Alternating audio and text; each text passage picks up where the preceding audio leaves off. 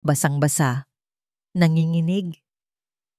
Iyon ang dalawang salitang unang pumasok sa isip ni Mark nang makita niya ang kanyang kambal na anak, sina Kay at Leo, na magkayakap sa isang sulok sa ilalim ng maliit na silong ng kanilang hardin.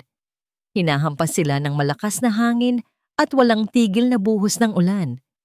Parang pinipiga ang puso ni Mark. Ito ba ang sorpresang uuwian niya? Kanina lang, habang nagmamaneho siya pauwi mula sa company, hindi mapawi ang nangiti sa kanyang mga labi. Nagka-cancel ang huli niyang meeting, kaya naisipan niyang umuwi ng maaga. Dala niya ang paboritong bulaklak ni Angela at ang bagong laruan na siguradong ikatutuwa ng kambal. Isang perpektong larawan ng masayang pamilya ang nabubuo sa kanyang isip. Ngunit ang larawang iyon ay biglang nagkadurog-durog. "Kay! Leo!" sigaw niya kasabay ng pagsara ng pinto ng kotse. Mabilis siyang tumakbo papalapit sa mga bata. Hindi na inalintana ang sariling pagkabasa. Nang makita siya ng mga ito, humagulgol sila ng yak. "Daddy!" sabay nilang sabi. Niyakap niya ang dalawang maliliit at nanginginig na katawan. Ramdam niya ang lamig na tumatagos sa kanilang mga damit. "Anong ginagawa niyo dito sa labas? Bakit kayo nagpapaulan?" tanong ni Mark. Puno ng pag-aalala ang boses. Suminghot si Leo, ang mas bunso sa kambal. "Si Mami po. Pinarusahan niya kami. Kasi po natapon namin yung juice sa carpet." Isang kidlat ang gumuhit sa madilim na langit. At sa isang saglit, nakita ni Mark ang takot sa mga mata ng kanyang mga anak. Pero mas malakas pa sa kulog na kasunod niyon ang dagundong sa dibdib ni Mark. Galit. Isang purong galit ang biglang umakyat sa kanyang sistema. Binuhat niya ang dalawang anak, isa sa bawat braso, at mabilis na pumasok sa loob ng mansyon. Ang init sa loob ng bahay ay tila isang insulto sa lamig na naramdaman ng kanyang mga anak. Pagpasok niya sa sala, natigilan siya. Nandoon si Angela, ang kanyang magandang asawa, nakaupo sa sofa at may hawak na kopita ng alak. Ngunit hindi ito nag-iisa. May kasama itong isang lalaki, nakaupo sa paboritong upuan ni Mark, at tila komportableng-komportable ito. Nagtatawanan sila, parang walang pakialam sa unos sa labas, parang walang pakialam na ang dalawang bata ay muntik nang magkasakit sa lamig. "Angela!" Napalingon si Angela, at ang ngiti sa labi niya ay bahagyang nawala nang makita ang basang-basa na asawa at mga anak. Ngunit mabilis itong napalitan ng inis. "Mark, anong ginagawa mo rito? Akala ko ba'y mamaya ka pa uuwi? Anong ibig nung sabihin nito?" Halos pasigaw na tanong ni Mark, ibinaba ang mga bata sa sahig. "Bakit nasa labas ang mga anak ko sa gitna ng ganitong kalakas na ulan?" Tumayo si Angela. Inilapag ang kanyang kopita. "Oh, that. It was just a small punishment, darling. Kailangan nilang matuto." "Matuto? Angela, 6 na taon pa lang sila. Tignan mo sila, nanginginig sa ginaw. Pwede silang magkasakit ng malubha." Ngumiti ang lalaking kasama ni Angela. Isang nangiting nakakainsulto. "Sir, I think this is a family matter. Mas mabuting mag-usap kayo ng pribado." Hinarap siya ni Mark, nag-aapoy ang mga mata. "At sino ka naman para magsabi niyan sa loob ng pamamahay ko?" Tumawa si Angela. Isang tawang hindi umabot sa kanyang mga mata. "Mark, wag ka namang bastos. Si Rick ito, isang business associate, at pinapahiya mo ako sa harap niya." Hindi makapaniwala si Mark sa kanyang naririnig. Siya pa ang mali? Nang makaalis ang lalaki, hinarap ni Angela si Mark at ngayon, wala nang nangiti. Tanging lamig na lang ang mababasa sa kanyang mga mata. "You're overreacting, Mark. Palibhasa'y masyado mong kinukonsinti ang mga batang yan." At bigla, nagsimula itong umiyak. Mga luhang sanay na sanay nang gamitin ni Mark. Hindi mo alam kung gaano kahirap alagaan sila buong araw. Palagi kang wala. At pag-uwi mo, ako pa ang masama. Ako na nga ang nagsasakripisyo para maging ina sa kanila. Natahimik si Mark. Ito na naman, ang kakayahan ni Angela na baliktarin ang lahat. Ang kakayahan niyang gawing kontrabida si Mark sa sarili nilang kwento. Dinala niya ang mga bata sa kanilang kwarto, pinunasan at binihisan. Habang inaayos niya ang kumot sa mga ito, naramdaman niya ang pagod at pagkalito. Mahal niya si Angela, pero ang babaeng nakita niya kanina, hindi niya ito kilala. Nang bumalik siya sa sala, tahimik na. Pumasok na siguro si Angela sa kanilang kwarto para matulog na para bang walang nangyari. Umupo si Mark sa dilim, pinakikinggan ng patak ng ulan sa labas. Nag-iisa, naguguluhan. Biglang nagring ang kanyang cellphone, isang unknown number. Nag-aalangan man ay sinagot niya ito. Hello? Good evening, sir. Is this Mr. Mark Valdez? Tanong ng isang formal na boses sa kabilang linya. Yes, speaking. Sir, tumatawag po ako mula sa bangko. Nais lang po naming i-confirm ang isang malaking fund transfer na ginawa mula sa joint account ninyo ni Mrs. Angela Valdez kaninang hapon lang. Napakunot ang noo ni Mark. Fund transfer? Wala akong ginagawang ganoon. Ganon po ba, sir? Kasi po may nag-transfer ng 5 milyong piso papunta sa isang account na hindi naman po pamilyar sa amin. Standard procedure lang po namin na i-verify ang ganito kalalaking transaction. 5 milyon. Ang salitang iyon ay umalingaw-ngaw sa tahimik na sala. Mas malakas pa sa kulog sa labas. Nanlamig ang buong katawan ni Mark. Hindi dahil sa basang damit, kundi dahil sa isang katotohanang unti-unting gumuguhit sa kanyang isipan. Ang unos ay hindi lang pala nasa labas ng kanilang bahay. Nasa loob na rin. Walang tulog. Iyan ang naging kapalit ng 5 milyong piso sa isipan ni Mark. Hindi siya natulog buong gabi. Pagkatapos ng tawag mula sa bangko, hindi na siya bumalik sa kanilang silid. Nanatili siya sa sala, sa dilim, habang ang mga salita ng bank representative ay paulit-ulit na tumatakbo sa kanyang isip. 5 milyon. Hindi niya maintindihan. Bakit kailangan ni Angela ng ganon kalaking pera nang hindi niya nalalaman? Para saan? At sino ang lalaking yon? Isang business associate? Anong klaseng business ang pinag-uusapan nila sa sala ng bahay niya habang ang mga anak niya ay nanginginig sa labas? Ang bawat tanong ay parang isang patak ng asido na tumutulo sa kanyang tiwala. Unti-unti itong tinutunaw hanggang sa halos wala nang matira. Dahan-dahan siyang umakyat sa hagdanan, bawat hakbang ay maingat para hindi makalikha ng ingay. Pagbukas niya ng pinto ng kanilang kwarto, nakita niya si Angela na mahimbing na natutulog. Payapa ang mukha nito, parang isang anghel.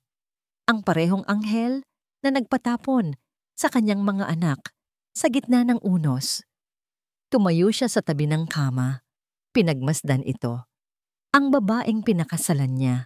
Ang babaeng ipinagkatiwala niya sa kanyang mga anak at sa kanyang puso. Ngayon, parang isang estranghero na nakahiga sa kanyang kama. Sino ka ba talaga? Biglang pumasok sa isip niya si Clarice, ang kanyang yumaong asawa. Naalala niya ang init ng mga ngiti nito, ang lambing ng mga yakap nito tuwing siya'y pagod galing sa trabaho. Kay Clarice, ramdam niya ang kapayapaan. Kay Clarice, ramdam niya ang tahanan. Kay Angela, ang nararamdaman niya ngayon ay isang nanunuot na takot. Isang ideya ang biglang pumasok sa kanyang isip. Isang bagay na hindi niya naisip gawin kailanman dahil sa tiwala. Pero ngayon, wala na ang tiwalang iyon. Lumapit siya sa vanity table ni Angela. Ang mga mamahaling pabango at makeup nito ay nakahilera. Ngunit hindi yun ang hanap niya. Ang hinahanap niya ay ang mga bag nito. Kinuha niya ang isa, isang designer bag na regalo niya noong kaarawan nito. Maingat niyang binuksan. Walang kakaiba. Lipstick, wallet, cellphone. Wait, cellphone. Ito ang cellphone na alam niyang ginagamit ni Angela. Pero may kung anong nag-udyok sa kanya nakapain ang loob ng bag. Sa isang tagong bulsa sa gilid, may naramdaman siyang matigas. Kinuha niya ito. Isa pang cellphone. Mas maliit. Mas simple. Bumilis ang tibok ng puso ni Mark. Binuksan niya ito. Walang password. At nang makita niya ang mga mensahe, nanlamig ang kanyang mga kamay. Hindi ito mga mensahe ng pag-ibig mula sa isang kalaguyo. Mas malala pa. Ang mga text ay parang mga code. From unknown number, the package is secure. From unknown number, the target is compliant. Proceed as planned. From unknown number, transfer was successful. Await further instructions. Target, package, instructions? Anong ibig sabihin ng mga ito? Siya ba ang target? Ang mga anak ba niya ang package? Hindi na kaya ng sikmura niya. Kailangan niya ng tulong. Hindi niya ito kayang mag-isa. May isang tao lang siyang alam na mapagkakatiwalaan niya ng buo. Isang taong hindi lang kaibigan, kundi may kakayahang alamin ang katotohanan. Dala ang dalawang cellphone, pumasok siya sa kanyang private office at nilak ang pinto. Hinanap niya ang numero sa kanyang contacts. Nanginginig ang kanyang mga daliri habang pinipindot ang call button. 2 ring lang, may sumagot na. Hello, Mark, it's almost 2 in the morning. May problema ba? Ang boses sa kabilang linya ay kalmado, pero alisto. Iyon si Catherine Santos, ang pinakamatalik na kaibigan ni Clarice at isa sa pinakamatataas na opisyal ng National Bureau of Investigation. Catherine, sorry sa abala. Sabi ni Mark, hirap na hirap magsalita ng pabulong. Kailangan ko ng tulong mo. Please, naramdaman ni Catherine ang panginginig sa boses ni Mark. Mark, anong nangyayari? Ayos ka lang ba? Ang mga bata? Okay sila. Okay kami. Sa ngayon. Pero Catherine, may mali. May mali kay Angela. Ikinuwento niya ang lahat. Ang mga bata sa ulan. Ang lalaking si Rick. Ang 5 milyon. Ang pangalawang cellphone.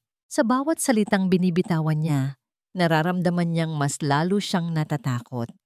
Dahil ngayong sinasabi na niya ito sa iba, nagiging mas totoo ang lahat. Hindi na lang ito isang masamang panaginip. Nakinig si Catherine ng walang putol. Nang matapos si Mark, ilang segundong katahimikan ang namagitan. Okay Mark, makinig ka sa akin, sabi ni Catherine. Ang boses niya ngayon ay puno na ng awtoridad. Huwag kang gagawa ng kahit anong padalos-dalos. Huwag mong ipapahalata kay Angela na may alam ka. Act normal. Can you do that? Susubukan ko. Good. Kailangan ko ng access sa babaeng yan. Kung peke ang pangalan niya, kailangan natin ng paraan para malaman kung sino siya talaga. Mark, kailangan kong hilingin sa'yo ang isang bagay na medyo mahirap. Kahit ano, Catherine, gagawin ko. Kailangan ko ng DNA niya. Isang bagay na personal niyang gamit. Suklay na may buhok niya, toothbrush, kahit ano. Basta't siguradong sa kanya lang. Kaya mo bang kunin nang hindi kanya nahuhuli? Tumango si Mark, kahit hindi siya nakikita ni Catherine. Kaya ko. Pagkatapos ng tawag, huminga siya ng malalim. May plano na. Hindi na siya nag-iisa. Dahan-dahan siyang lumabas ng office at bumalik sa kanilang kwarto. Bukas na ang bintana at sumisikat na ang araw. Natutulog pa rin si Angela. Ito na ang pagkakataon niya. Lumapit siya sa vanity table. Nandoon ang silver na suklay ni Angela. Ang parehong suklay na ginagamit nito tuwing umaga habang nakangiti sa salamin. Dahan-dahan, iniabot niya ang kanyang kamay para kunin ito. Ramdam niya ang bawat tibok ng kanyang puso sa kanyang lalamunan. Malapit na. Anong ginagawa mo, darling? Nagyelo si Mark sa kanyang kinatatayuan. Ang kamay niya'y ilang pulgada na lang mula sa suklay. Dahan-dahan siyang lumingon. Nakabangon na si Angela, nakasandal sa headboard ng kama. Isang matamis na ngiti ang nasa labi nito. Pero ang mga mata niya, walang ngiti, malamig at mapanuri. Ma, Nakatitig si Catherine Santos sa Ziploc bag na nasa ibabaw ng kanyang mesa. Sa loob nito ay isang pilak na suklay na may ilang hibla ng buhok. Isang ordinaryong bagay. Pero para kay Catherine, ito ang susi. Ito ang posibleng magbubukas sa pinto ng katotohanan o sa pinto ng isang mas malaking bangungot para sa pamilya Valdez. Nasa loob siya ng kanyang opisina sa NBI headquarters. Ang mga pader ay napapalibutan ng mga commendation at litrato. Mga paalala ng mga kasong nalutas niya. Ngunit ang kasong ito, iba ito. Personal ito. Isang pangako ang binitawan niya kay Clarice bago ito pumanaw. Bantayan mo sila para sa akin, Kath, lalo na ang mga anak ko. At ngayon, nararamdaman niya ang bigat ng pangakong yon na nakapatong sa kanyang mga balikat. Kinuha niya ang intercom. Reyes, pumarito ka sa opisina ko. Magdala ka ng kape. Ilang sandali lang, pumasok ang isang batang ahente. Ma'am, i-run na niyo ang isang full background check sa pangalang Angela Reyes Valdez, asawa ni Mark Valdez ng Valdez Corporation. I-check niyo lahat. Birth certificate, school records, SSS lahat. Copy, ma'am. At ito, sabi ni Catherine, itinuturo ang Ziploc bag. Dalhin mo sa forensics. I-prioritize nila. Kumuha kayo ng DNA at fingerprints, i-cross-reference nyo sa buong database natin. Kahit sa mga John Doe at Jane Doe cases. I want results yesterday. Mabilis na tumalima si Agent Reyes. Naiwan si Catherine na mag-isa sa kanyang opisina. Hawak ang malamig na tasa ng kape. Ang unang hakbang ay ginawa na. Ngayon, maghihintay na lang siya. Lumipas ang ilang oras. Dumating ang resulta ng background check. Binasa ito ni Catherine at kumunot ang kanyang noo. Malinis. Masyadong malinis. Ayon sa mga papeles, si Angela Reyes Valdez ay perpekto. Walang utang, walang record, walang kahit anong gusot sa buhay. Para siyang isang multo na bigla na lang lumitaw 2 taon na ang nakalipas. Para sa isang batikang investigador tulad ni Catherine, ang isang perpektong record ay mas kahina-hinala pa kaysa sa isang madungis na record. Biglang tumunog ang kanyang telepono. Forensics. Santos? Ma'am, may hit kami sa fingerprints mula sa suklay. Napatayo si Catherine. Sino? Mas maganda kung kayo na po ang tumingin, ma'am. Nasa screen na sa lab. Hindi na siya nag-aksaya ng panahon. Mabilis siyang naglakad papunta sa forensics lab. Ang mga ahente sa loob ay tumahimik pagpasok niya. Lahat sila ay nakatingin sa isang malaking monitor. At doon, nakita niya ito. Sa kaliwang bahagi ng screen ay ang magandang mukha ni Angela. Kinuha mula sa kanyang marriage license photo. Sa kanan ay isang mugshot. Ang parehong mukha, pero walang ngiti. Malamig ang mga mata. Puno ng kadiliman. Sa ilalim ng mugshot ay may pangalan, Isabella Cruz, at sa ilalim ng pangalan ay ang kanyang record, wanted for estafa and large-scale fraud. Person of interest in the questionable deaths of 2 wealthy businessmen, both widowers. Parang gumuho ang mundo ni Catherine. Ito ang babaeng natutulog sa tabi ni Mark. Ito ang babaeng kasama ng mga inaanak niya sa iisang bubong. Hindi ito isang simpleng manloloko. Isa itong mandaragit. Posibleng isang mamamatay tao. Nanginginig ang kanyang mga kamay habang kinukuha ang kanyang cellphone. Kailangan niyang tawagan si Mark ngayon din. Mark, sabi niya nang sagutin nito ang tawag. Ang boses niya ay seryoso at walang bahid ng anumang emosyon. Kailangan mong makinig ng mabuti. Huwag kang magpahalata ng kahit ano.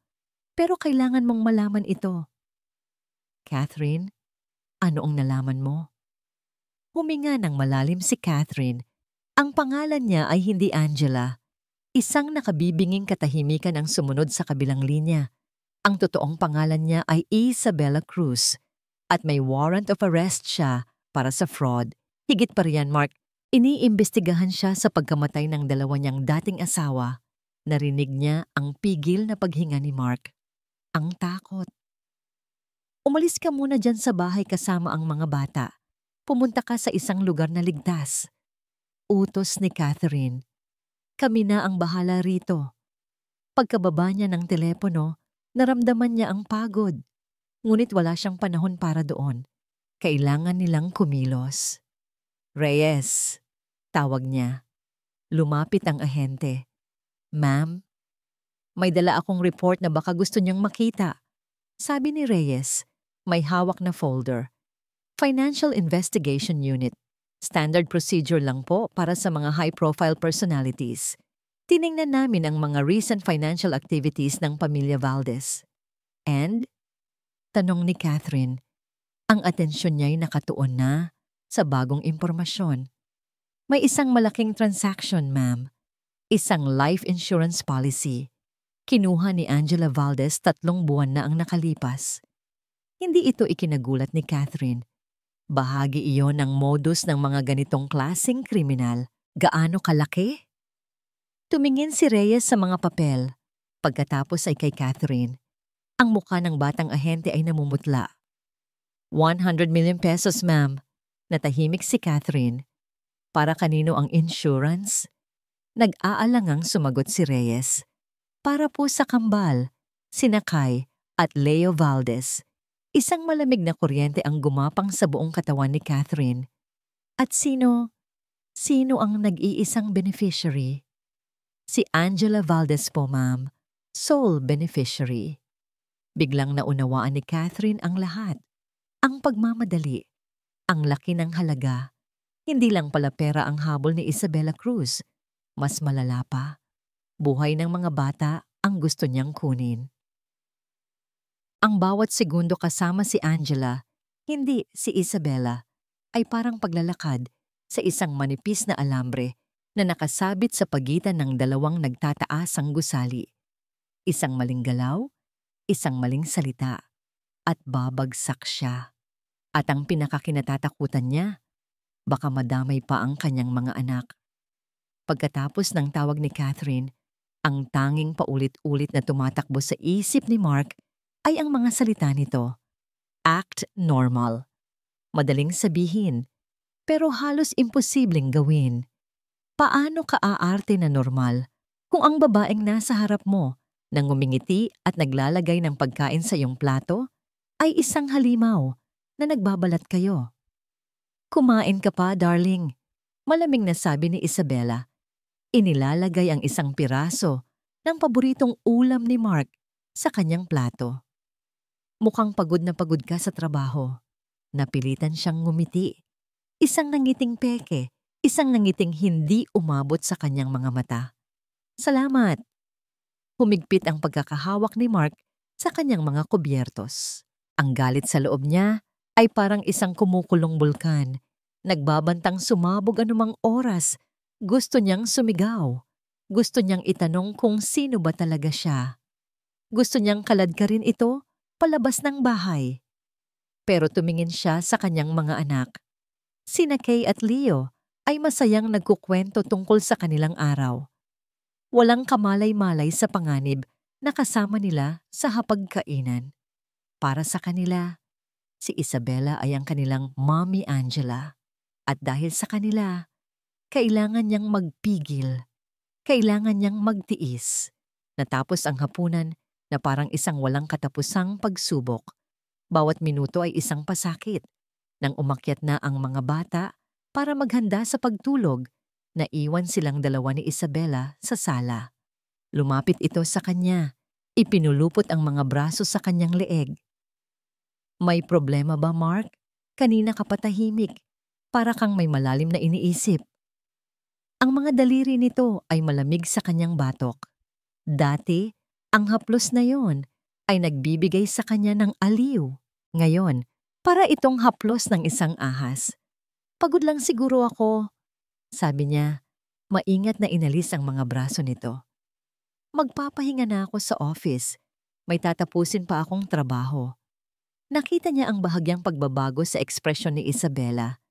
Isang saglit na kislap ng pagdududa sa mga mata nito bago ito muling ngumiti. Okay, sige, huwag kang masyadong magpagabi. Alam ni Mark na naramdaman nito. Naramdaman ni Isabela ang pagbabago sa kanya, ang biglang paglamig ng kanyang pakikitungo. At hindi siya nagkamali. Kinagabihan, habang nasa loob siya ng kanyang opisina at nagkukunwaring nagtatrabaho, narinig niya ang boses ni Isabela mula sa sala. Mahina ito, pero sapat na para marinig niya. May kausap ito sa cellphone. Dahan-dahan siyang lumabas, nagtago sa likod ng pader para makinig. Dad! Pasensya na po sa abala. Umiiyak na, sabi ni Isabela sa kausap. Ang kausap niya ay ang ama ni Mark. Nag-aalala na po kasi talaga ako kay Mark. Naramdaman ni Mark ang pag-igting ng kanyang panga. Anong laro na naman ito? Hindi ko po alam. Nitong mga nakaraang araw, lagi na lang siyang balisa. Parang may kung anong bumabagabag sa kanya. Minsan, nahuhuli ko siyang nakatulala. Minsan naman parang galit siya sa mundo. Hindi na siya ang Mark na kilala natin. Ang galing. Ang galing niyang umarte. Natatakot po ako, Dad. Para sa kanya at para na rin po sa mga bata. Baka kailangan niya ng tulong. Tulong na hindi ko kayang ibigay. Narinig ni Mark ang sarili niyang ama sa kabilang linya. Ang boses nito ay puno ng pag-aalala. Malinaw na naniwala ito sa bawat salita ng demonyong ito. Kinabukasan, ang mga kaibigan nila ay dumating para bisitahin siya. Malinaw na tinawagan din sila ni Isabela.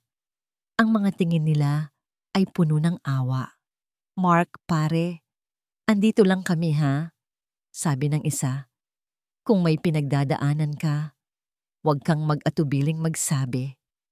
Pakiramdam ni Mark ay unti-unti siyang sinasakal. Ang mga taong dapat ay kakampi niya ay isa-isang kinukuha ni Isabela. Ginagawa siyang kontrabida. Ginagawa siyang baliw sa kanilang mga mata. Naiwan siyang mag-isa sa kanyang opisina. Hawak ang kanyang ulo. Pakiramdam niya ay nababaliw na nga siya. Ang bigat. Ang hirap. Binuksan niya ang kanyang laptop. Umaasang ang trabaho ay makakatulong para maibaling ang kanyang isip. Ngunit pagbukas niya ng kanyang email, isang bagong mensahe ang bumungad sa kanya. From Attorney David Jimenez, subject for Mr. Mark Valdez. Urgent legal matter, binuksan niya ito. Ang kanyang puso ay nagsimulang kumabog ng mabilis habang binabasa ang mga salita. Dear Mr. Valdez, this is to formally inform you that our client, Mrs. Angela R. Valdez, has filed a petition for a mandatory psychological and mental health evaluation concerning your recent erratic and alarming behavior. A court order will be served to you within 24 to 48 hours. We trust that you will give this matter your full cooperation. Nabitiwan niya ang kanyang cellphone. Ang bitag ay nagsara na. Hindi lang siya gustong ihiwalay sa kanyang mga kaibigan at pamilya. Gusto siyang tanggalan ni Isabela ng kredibilidad. Gusto siyang ipakulong sa isang mental hospital. Para kapag nawala na ang mga bata, walang sino man ang maniniwala sa isang baliw. Ang whiteboard sa opisina ni Catherine Santos ay puno ng mga litrato, pangalan, at mga linyang nag-uugnay sa bawat isa. Sa gitna nito ay ang dalawang mukha ni Isabela Cruz. Ang isa ay ang nakangiting si Angela. Ang isa ay ang malamig at walang emosyong kriminal. Sa paligid niya ay ang mga larawan ng mga naging biktima nito. Mga mayayamang byudo na namatay sa mga aksidente at biglaang pagkakasakit. Hindi siya nag-iisa, sabi ni Catherine sa kanyang sarili habang tinititigan ng board. Ang operasyong ito ay masyadong malinis, masyadong profesional para sa iisang tao lamang. Ma'am, pumasok si Agent Reyes. May dalang folder. May nakuha na kami sa lalaking kasama ni Cruz sa bahay ni Valdez. Inilatag ni Reyes ang isang litrato sa mesa. Ito ang lalaking nakita ni Mark. Ang lalaking ngumisi sa kanya. Ricardo Rick Vargas, pagpapakilala ni Reyes. Ex-military intelligence, dishonorably discharged for selling government secrets. Ngayon, nagpapatakbo siya ng isang security and risk assessment company. Pero sa totoo lang, ma'am, isa itong front. Eksperto siya sa paglilinis ng ebidensya at paglikha ng mga bagong pagkakakilanlan. Tumango si Catherine. Ito na nga, ang handler. Ang taong nasa likod ng mga anino, ang nag-ayos ng lahat. Si Isabela ang pain, pero si Vargas ang mangingisda. Ipatutok niyo ang surveillance sa kanya. 24/7, gusto kong malaman ang bawat hininga niya. Yes, ma'am. Nang makalis si Reyes, naiwan si Catherine na nakatitig sa litrato ni Clarice na nasa kanyang mesa. Ang nakangiting mukha ng kanyang pinakamatalik na kaibigan. Ang pangako, bantayan mo sila. Isang ideya ang pumasok sa kanyang isip. Minsan, ang mga sagot ay wala sa mga ebidensya, kundi sa mga lugar na pinag-iwanan ng mga alaala. Dinala siya ng kanyang mga paa sa luma nilang bahay ni Mark at Clarice. Ang bahay na ipinagbili ni Mark pagkatapos mamatay ni Clarice dahil sa sobrang sakit ng mga alaala. Ngayon, bakante ito? Naghihintay ng bagong bibili. Pumasok siya sa loob. Ang alikabok ay nagsimula nang mamuo sa mga muebles na nakabalot sa puting tela. Ngunit naroon pa rin ang pakiramdam ng isang masayang tahanan. Naalala pa niya ang tawanan ng kambal habang naghahabulan sa sala. Naalala niya si Clarice na nagluluto sa kusina. Pumunta siya sa dating silid-tulugan ng mag-asawa. Dito niya madalas kausap si Clarice, nagkukwentuhan tungkol sa buhay habang nakaupo sa kama. Binuksan niya ang aparador. Karamihan sa mga gamit ay naialis na, ngunit may isang maliit na baul na naiwan sa sulok. Binuksan niya ito. Sa loob ay mga lumang album at mga gamit na may sentimental na halaga. Ngunit isang bagay ang kumuha ng kanyang atensyon. Isang leather-bound na diary. Ang diary ni Clarice. Umupo si Catherine sa sahig at sinimulang basahin ito. Ang mga unang pahina ay puno ng saya. Ang anibersaryo nila ni Mark, ang unang araw ng kambal sa eskwela, mga pangarap para sa kanilang pamilya. Napangiti si Catherine habang binabasa ang mga ito. Ngunit habang papalapit siya sa mga huling entry, nagbago ang tono. Ang dating masayang panulat ay napalitan ng pag-aalala. Entry: October kiss on October 15. May ipinakilala ang papa ni Mark na bagong consultant para sa isang charity foundation na sinusuportahan niya. Ricardo Vargas. Mukha namang maayos, pero may kung anong pakiramdam ako na hindi maganda. Ewan, baka paranoid lang ako. Nanlaki ang mga mata ni Catherine. Ricardo Vargas. So matagal na pala itong nakapasok sa buhay nila. Bago pa man dumating si Isabela, nagpatuloy siya sa pagbabasa. Entry: November 2. Ilang beses ko nang nakikita si Mr. Vargas sa paligid. Minsan sa company ni Mark, minsan sa bahay ng dad niya. Lagi siyang magalang, pero ang mga tingin niya, parang kinikilatis niya ang lahat. Ang bawat gamit, ang bawat tao. Entry: November 20, nagkasakit na naman ako. Ang sabi ng doktor ay stress lang daw. Pero parang iba, isang klase ng pagod na hindi ko maipaliwanag. Sinabi ko kay Mark, pero sabi niya ay magpahinga lang daw ako. Entry: December 5, the final entry. Hindi ito stress lang, may mali. Ang charity foundation na sinasabi ni Vargas. I checked its registration. Halos walang record, isang shell company. At ang mga dokumentong nakita ko sa opisina ng dad ni Mark, may mga malalaking transfer ng pera. I'm scared. I need to tell Mark. But I feel so weak. I need to secure this for my boys. Doon nagtatapos ang diary. Pagkatapos noon, mabilis na lumala ang kalusugan ni Clarice hanggang sa ito'y pumanaw. Naramdaman ni Catherine ang panginginig ng kanyang mga kamay habang hawak ang diary.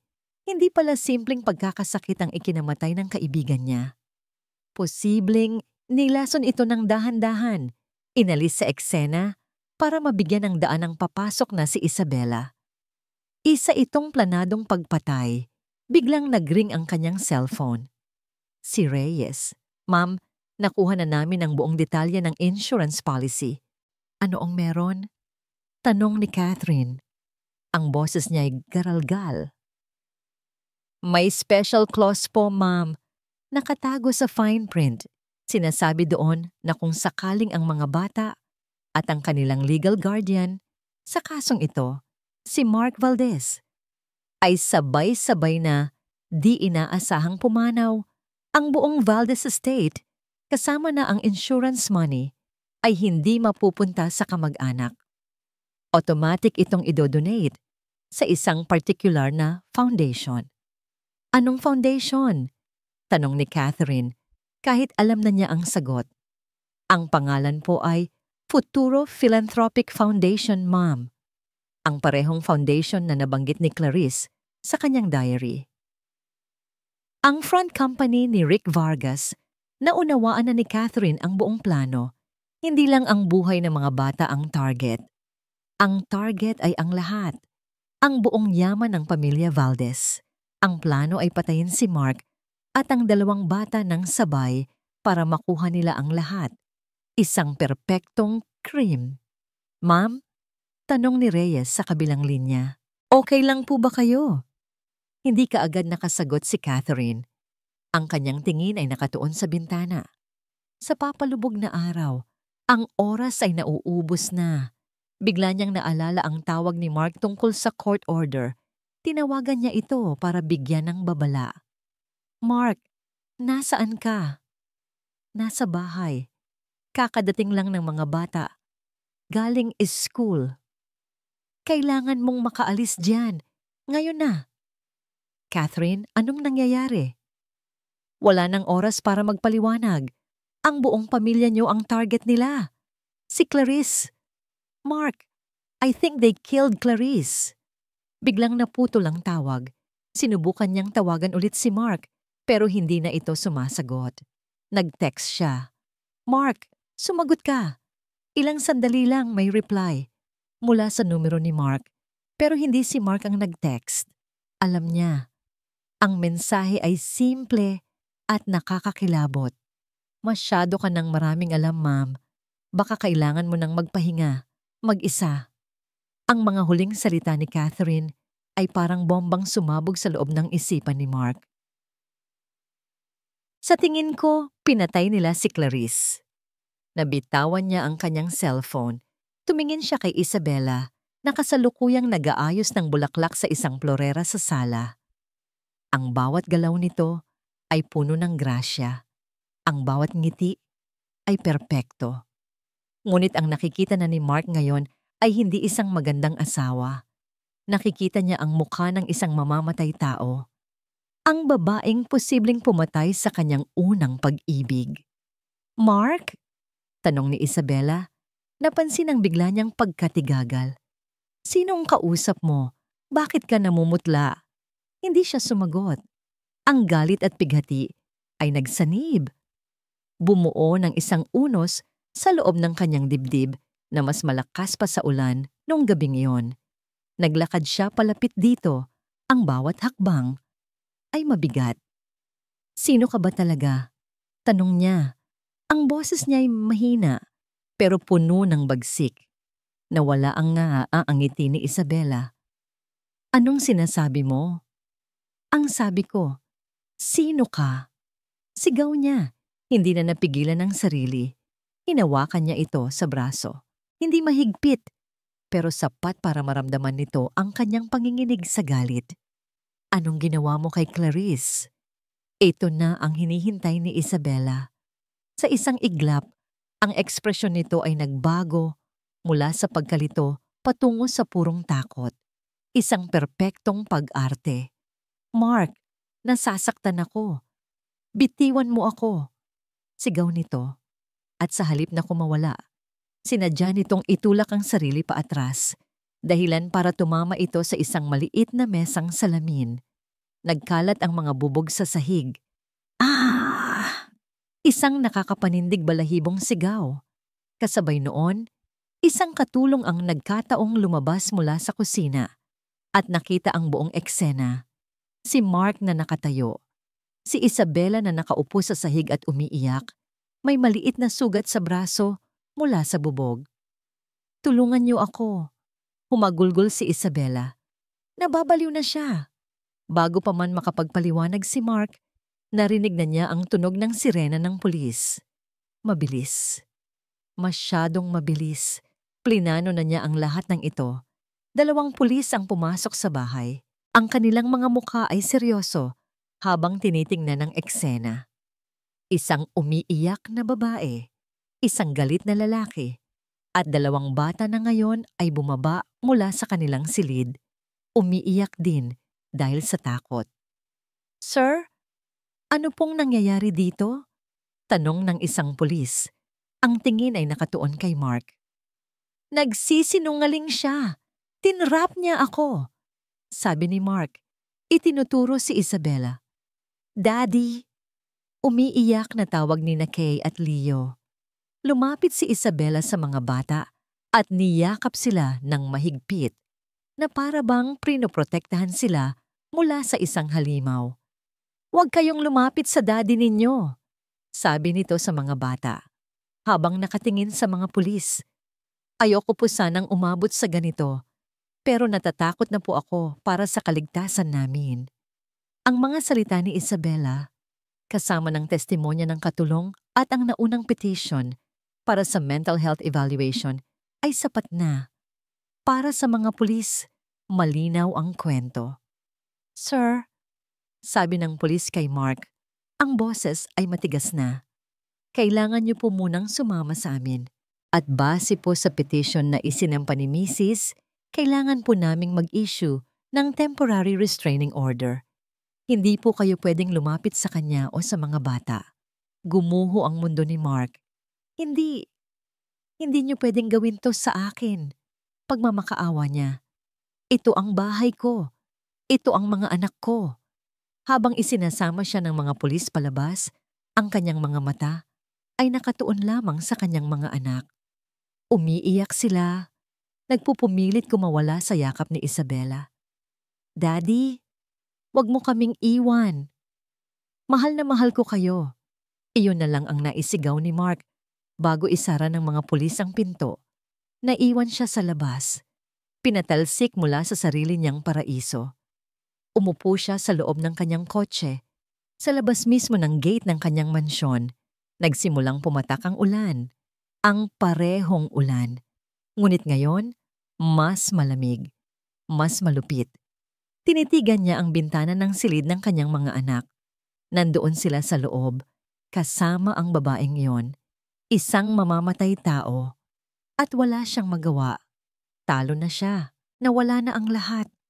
Ang kanyang asawa, ang kanyang tahanan, ang kanyang mga anak, ang kanyang pangalan.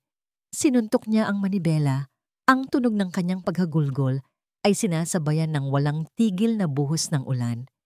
Pakiramdam niya ay nalulunod siya sa sarili niyang kawalan ng pag-asa. Bigla, may kumatok sa bintana ng kanyang kotse. Nag-angat siya ng tingin. Si Catherine, basang-basa rin sa ulan. Ang muka ay puno ng pag-aalala. Binuksan niya ang pinto. Walang nagsalita sa kanila sa unang ilang sandali. Ano pa ba ang sasabihin? Pagkatapos, may iniabot si Catherine. Isang lumang diary. "Nahanap ko to sa dati ninyong bahay," sabi niya. Ang diary ni Clarice. Kinuha ito ni Mark nang may nanginginig na kamay. Numb. Wala na siyang maramdaman. Binuklat niya ito hanggang sa huling pahina. Walang sulat. Tanging isang litrato lamang nila ni Clarice noong masaya pa sila. Noong buo pa ang lahat. Nagsimulang manlabo ang kanyang mga mata dahil sa luha. Akmang isasara na niya ang diary nang may napansin siyang sulat kamay sa likod ng litrato. Munting-munti. Halos hindi mabasa. Ang sulat ni Clarice. "Huwag kang maniwala sa mga mata mo. Maniwala ka sa kahon ng musika. Tanging ito lang ang nakakaalam ng katotohanan." Ang mga salita sa likod ng litrato ay parang isang sinag ng liwanag sa gitna ng kadiliman. Kahon ng musika. Biglang naalala ni Mark ang isang halos nakalimutan ng alaala. Isang maliit na kahon na gawa sa kahoy, regalo niya kay Clarice noong kanilang unang anibersaryo. Simple lang ito, pero paborito ito ni Clarice. Madalas niya itong patugtugin bago sila matulog. Ang himig nito ay ang kanilang kanta. Ang music box? Bulong ni Mark. Anong music box? Tanong ni Catherine na nakaupo sa passenger seat, basang-basa pa rin. Isang regalo ko sa kanya. Noong lumipat kami sa bagong bahay, ipinatago ko ang lahat ng gamit ni Clarice sa isang storage unit. Ayokong itapon, pero masakit masyadong makita araw-araw. Nandoon yun. Sigurado ako. Ang kaninang kawalan ng pag-asa sa mga mata ni Mark ay napalitan ng isang maliit na kislap ng determinasyon. Ito na lang ang natitira sa kanya. Ang huling habilin ni Clarice. Puntahan natin, sabi ni Catherine. Ang boses ay matatag. Mabilis nilang tinahak ang madulas na daan patungo sa storage facility. Ang bawat minuto ay mahalaga. Habang nagmamaneho si Mark, si Catherine na naman ay abala sa kanyang cellphone, nagbibigay ng mga utos sa kanyang mga tauhan. Kailangan kong malaman kung nasaan si Vargas at isecure niyo ang buong perimeter ng Valdez Mansion. Undercover. Ayokong may makahalata. Pagdating nila sa storage facility, halos gumuho na ang pinto sa pagmamadali ni Mark. Sa loob ng madilim at amoy alpol na unit, nagkalat ang mga kahon na may markang Clarice's Memories. Isa-isa nilang binuksan ang mga ito. Hinahalungkat ang mga alaala ng isang buhay na ninakaw. Mga damit, libro, mga litrato. At sa wakas, sa ilalim ng isang tumpok ng mga lumang sulat, nakita nila ito, ang maliit na kahon ng musika. Nanginginig ang mga kamay ni Mark habang hawak ito. Napakapamilyar, napakasakit. Binuksan niya ito. Tumugtog ang isang mahinang, malungkot na himig. Ang kanilang kanta. Wala namang kakaiba. Sabi ni Mark, ang pag-asa ay nagsisimulang muling maglaho. Tingnan mong maigi, sabi ni Catherine. Si Clarice, matalino siya. Hindi siya mag-iiwan ng isang simpleng mensahe lang. Pinagmasdan nilang dalawa ang kahon. Sinuri ang bawat sulok, bawat ukit. At doon, napansin ni Catherine ang isang bagay. Ang ilalim na bahagi ng kahon ay bahagyang mas makapal kaysa sa karaniwan. Kumuha siya ng isang maliit na kutsilyo mula sa kanyang bag at maingat na sinubukang buksan ito. May isang maliit na click silang narinig. Isang lihim na kompartimento. Hindi ito naglalaman ng isang sulat o isang alahas. Sa loob ay may dalawang bagay. Isang maliit na micro SD card at isang susi. Reyes, kailangan ko ng laptop na may card reader. Ngayon din. Mabilis na utos ni Catherine sa kanyang cellphone. Hindi nagtagal. Isang van ng NBI ang huminto sa labas. Dinala sa kanila ang gamit na kailangan. Nanginginig ang kanilang mga kamay habang isinasaksak ang maliit na card sa laptop. Ilang sandali lang, lumitaw ang mga file sa screen. Ang una ay isang audio recording. Pinindot nila ang play. Ang boses ni Clarice ang pumuno sa tahimik na storage unit. Mahina. Pagod. Pero malinaw. Kung pinakikinggan niyo ito, ibig sabihin, wala na ako. At ibig sabihin, tama ang hinala ko. Si Mark, ang pamilya ko, nasa panganib sila. Si Ricardo Vargas, nakita ko ang mga dokumento. Isang charity foundation na parang multo. Milyon-milyong pera ang nililipat ng ama ni Mark doon sa pag-aakalang para ito sa kawanggawa. Pero isa itong scam. Isa itong malakaking scam. Natatakot ako. Sinusubukan kong kumuha ng kopya ng mga papeles, pero palagi siyang nakabantay. Ang susi ay para sa isang safety deposit box sa ilalim ng pangalan ko. Doon ko itinago ang lahat ng ebidensyang nakalap ko. Natapos ang recording. Natahimik sina Mark at Catherine, dinadama ang bigat ng mga salitang iyon. Ang huling laban ng isang ina at asawa mula sa kabilang buhay. Ang ama ko, ginamit nila ang ama ko. Bulong ni Mark, hindi makapaniwala. Ang kanyang ama, isang taong matalino sa negosyo, ay naging isang kasangkapan sa kanilang masamang plano. Biglang nag-ring ang cellphone ni Mark. Ang ama niya. Sinagot niya ito. Inilagay sa loudspeaker. Anak! Mark! Nasaan ka? Ang boses ng matanda ay puno ng panik. Dad, anong nangyayari? Si Angela. Si Angela. Papunta siya dito, kasama ang mga bata. Sinabi niya sa akin na kailangan daw nilang magtago muna dito sa rest house ang pamilya sa probinsya dahil delikado raw sa syudad. Mark, ano ba talagang nangyayari? Nag-aalala na ako. Nagyelo ang dugo sa mga ugat ni Mark at Catherine. Ang rest house, isang malaking mansyon sa gitna ng isang liblib na lugar. Walang malapit na kapitbahay. Walang signal ng telepono sa ilang parte. Ito ang perpektong lugar para sa isang aksidente. Dad, makinig kang mabuti. Sigaw ni Mark. Wag na wag mong papapasukin si Angela. Isa siyang impostor. Isang kriminal. Ano? Pero kasama niya ang mga apo ko. Biglang may narinig silang ingay sa kabilang linya. Isang sigaw. At pagkatapos, ang boses ni Isabella. Hello, Mark. Sabi nito. Ang boses ay malamig na parang yelo. Mukhang nalaman mo na ang lahat. Sayang. Gusto ko pa sanang maglaro. Pero mukhang kailangan na nating tapusin ito. Kung gusto mo pang makitang buhay ang mga anak mo at ang tatay mo, mag-isip ka ng mabuti. Click! Namatay ang linya. Isang nakabibinging katahimikan ang bumalot sa storage unit. Ang tanging maririnig lang ay ang malakas na kabog ng dibdib ni Mark. Ang banta ni Isabella ay malinaw at direkta. Isang maling galaw at mawawala sa kanya ang lahat. Ngunit ang takot na gumagapang sa kanyang sistema ay mabilis na napalitan ng isang nag-aapoy na determinasyon. Tapos na ang pagiging biktima. Tapos na ang pag-iyak. Ngayon, oras na para lumaban. Catherine, anong plano? Tanong ni Mark. Ang boses niya ay matatag. Sa kauna-unahang pagkakataon, sa loob ng maraming araw, tumingin si Catherine sa kanya. Nakita ang pagbabago sa kanyang mga mata. Hindi na ito ang Mark na wasak at talunan. Ito na ang Mark Valdez na CEO, isang leader, at higit sa lahat, isang ama na handang gawin ang lahat. Ito ang gagawin natin.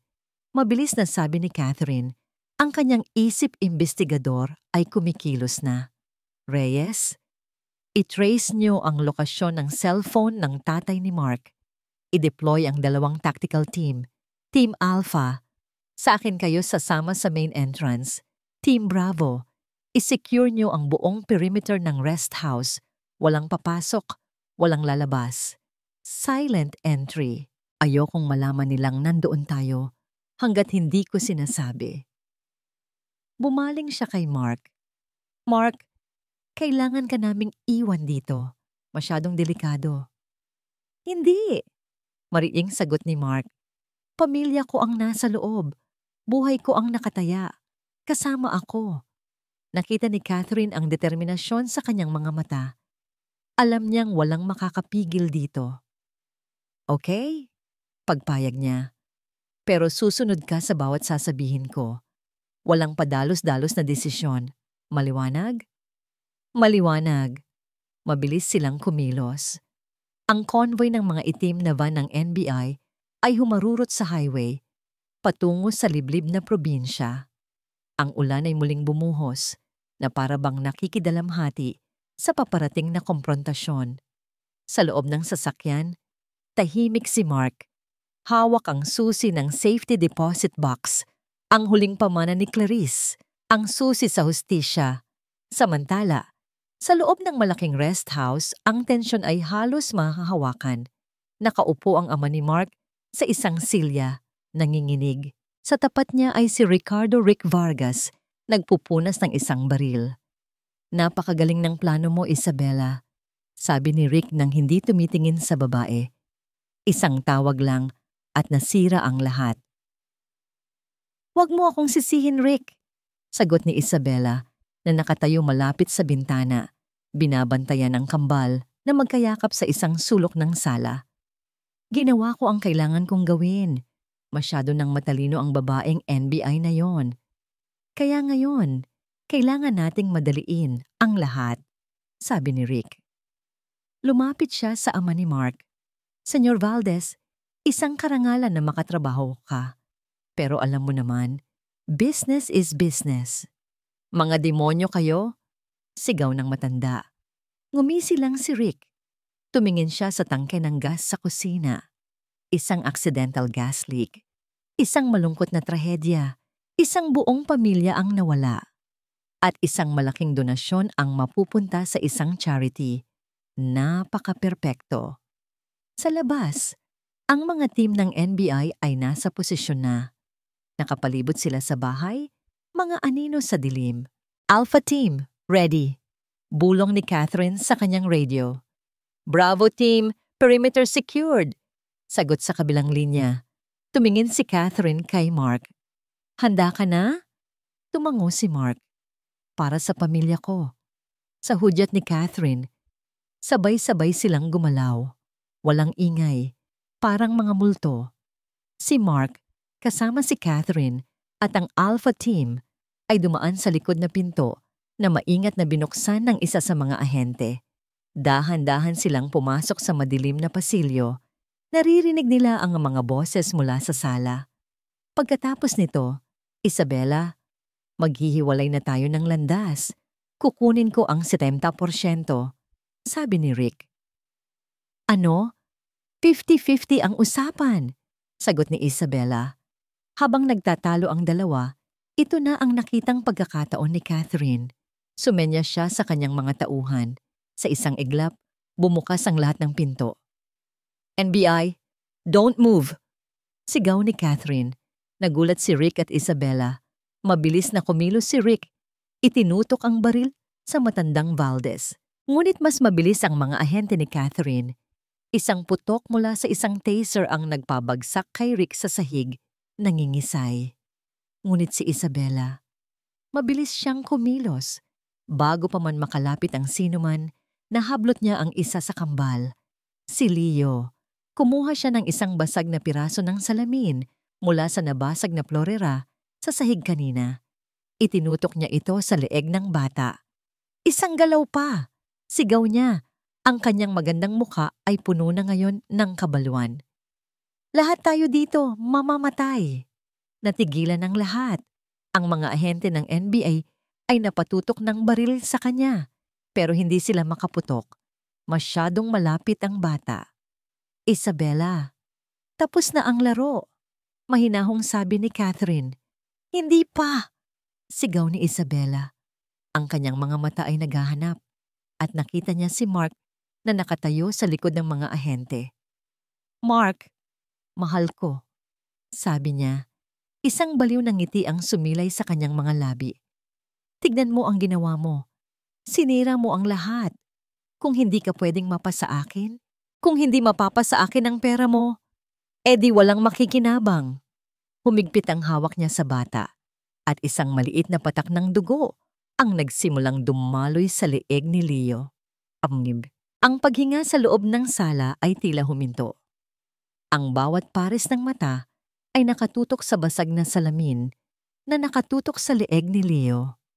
Ang maliit na patak ng dugo ay parang isang pulang tuldok na nagbabadyang maging isang malagim na katapusan. Nanginig ang mga kamay ni Mark. Ang bawat hibla ng kanyang pagkatao ay sumisigaw na sugudin ang babaeng may hawak sa kanyang anak.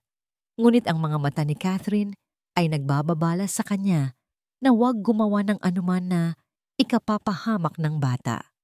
Isabella, pakawalan mo ang bata, sabi ni Mark.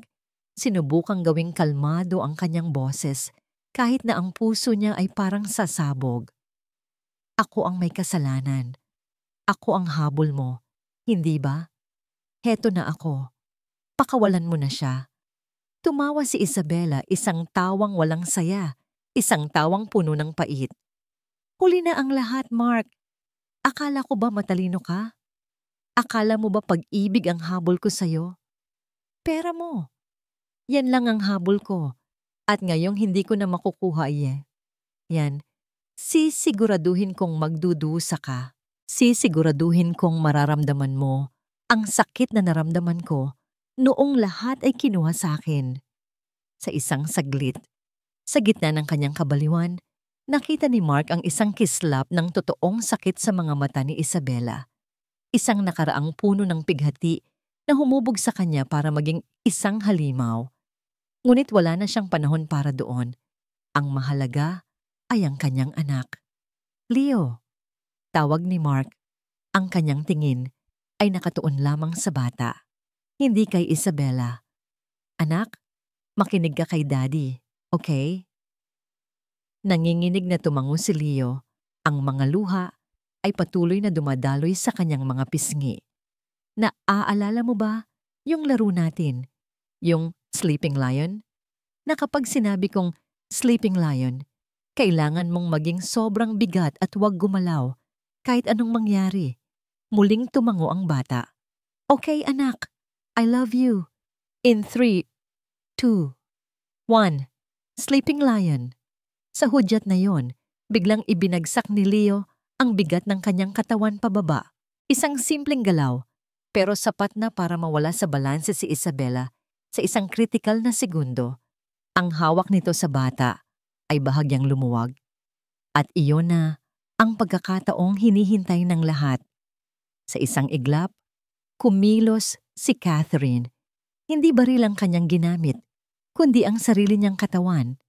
Isinugod niya si Isabela. Itinulak ito palayo sa bata. Bumagsak silang dalawa sa sahig. Kasabay noon, tumakbo si Mark papunta kay Leo. Niyakap ito at mabilis na inilayo sa gulo. Nagpambuno sina Catherine at Isabela sa sahig. Ngunit ang kabaliwan ni Isabela ay nagbigay dito ng di inaasahang lakas. Nagawa nitong itulak si Catherine at tumakbo patungo sa pinto. Ngunit bago pa man siya makalayo, hinarang na siya ng mga ahente ng NBI. Wala na siyang matatakbuhan. Napaluhod si Isabela sa sahig. Ang kanyang pag-arte ay naglaho na. Ang natira na lang ay isang babaeng basag, talunan at puno ng galit. Tumingin siya kay Mark. Ang kanyang mga mata ay nag-aapoy. Hindi pa ito tapos, Mark. Oh, hindi pa ito tapos. Sigaw niya habang pinupusasan ng mga ahente.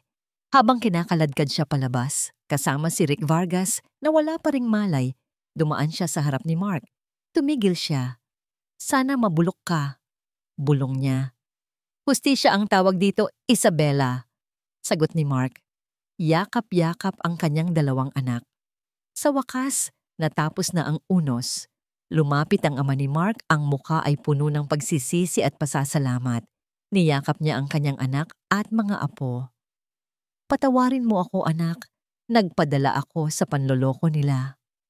Ang mahalaga, ligtas na tayo ngayon, Dad. Sagot ni Mark. Lumapit si Catherine.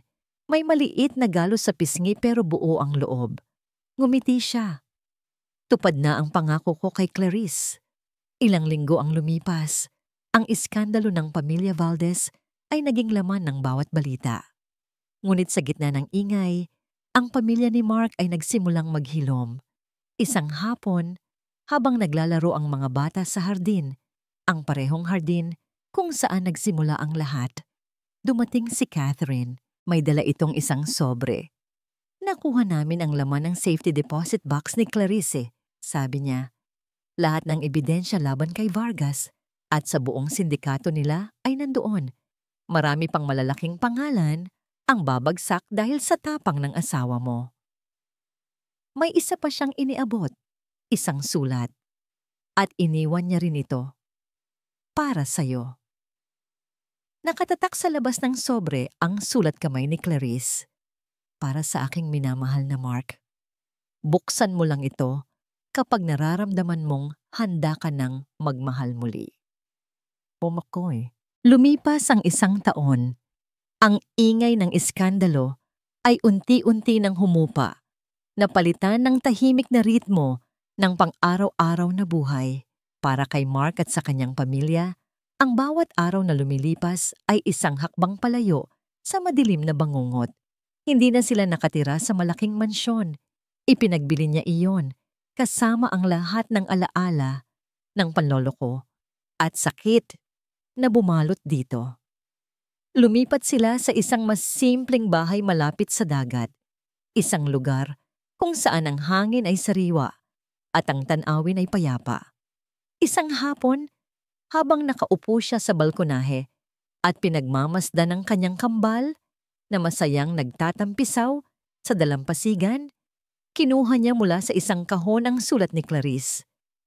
Ang sobre ay medyo lumana, pero ngayon lang niya naramdaman na handa na siyang buksan ito. Nanginginig ang kanyang mga kamay habang binubuksan ang selyo. Sa loob ay ang pamilyar na sulat kamay ng kanyang yumaong asawa.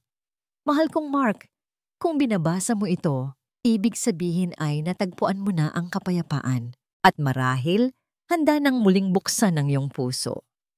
Huwag mong isipin na ang paggawa nito ay isang pagtataksil sa ating mga alaala. Ang pag-ibig natin ay mananatili magpakailanman, pero ang buhay ay para sa mga nabubuhay. Ang sakit na pinagdaanan mo ay hindi biro. Pero kilala kita.